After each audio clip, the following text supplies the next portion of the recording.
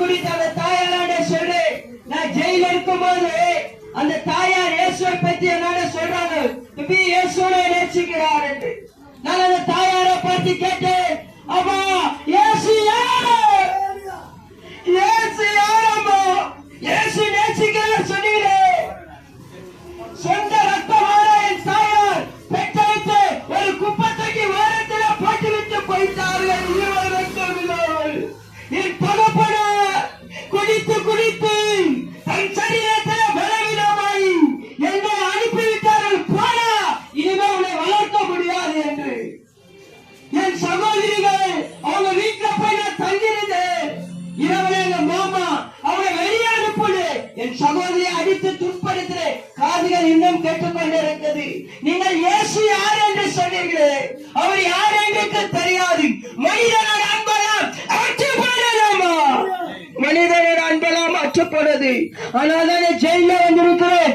என்னுடைய நண்பர்கள் வேலை வாங்கி தரேன் என்று என்னை ஏமாற்றி கைகளை பிடித்துக் கொண்டு ஒரு பிட்பாய்ட்டுக்கு மேல சேர்த்து விட்டு போயிட்டார்.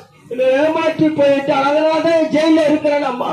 அதுக்கு அந்த தாயார் சொன்ன வார்த்தை எல்லாமே உண்மைதான், எல்லாமே உண்மை, நீ சொல்றதெல்லாம் உண்மை. ஆனா இயேசு மெய்யான தெய்வம்.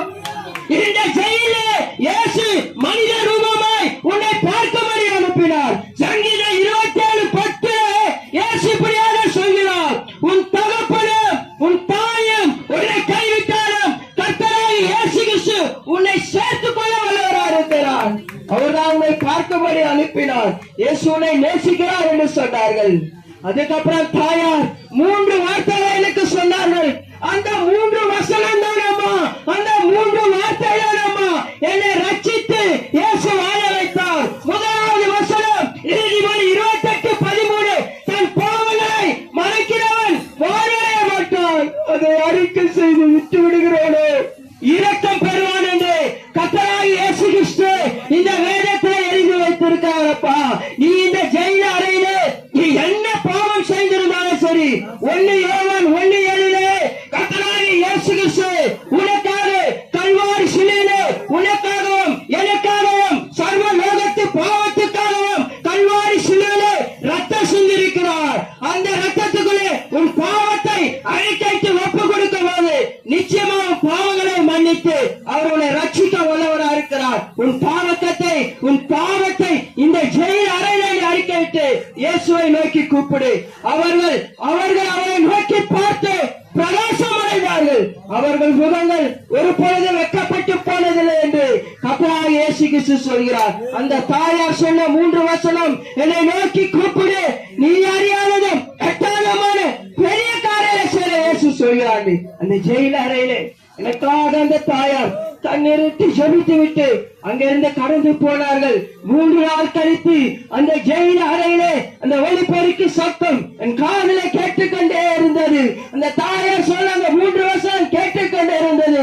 அந்த ஜெயில அறையிலே நான் இயேசுவிடம் சொன்னது என்னவென்றால், ஏசப்பா நான் செய்த பாவங்களை எல்லாம் மன்னிங்க, இந்த ஜெயிலில் வெளியே கொண்டு வாங்க என்று அந்த வசனத்தை வைத்து அறிக்கைக்கு ஜெபிக்கும் போது எங்கேயா இருக்கிற கடலூர் பகுதியிலே எங்க அக்காவுக்கு எப்படி தெரியாது ஜெயில ஆடை கொண்டு வந்து கர்த்தராகிய இயேசு கிறிஸ்து என்னை வெளியே கொண்டு வந்து என்னை வாழ வைத்தாரம்பா.